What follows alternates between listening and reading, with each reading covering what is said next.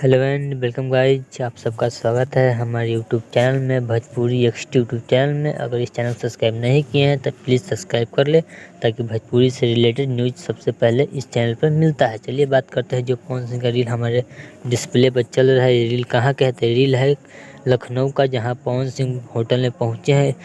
वहाँ भी लखनऊ में भी पवन सिंह का एक इवेंट हो सकता है या पटना में हो सकता है, ये अभी जगह तय नहीं है। लेकिन पवन सिंह बहुत जल्द एक इवेंट करेंगे और इवेंट के होगा उसी में पता चलेगा कि नॉमिनेशन कब है और इवेंट होना भी ज़रूरी है, तब पता चलेगा। सब जनता जान जाएगा से इवेंट हुआ है।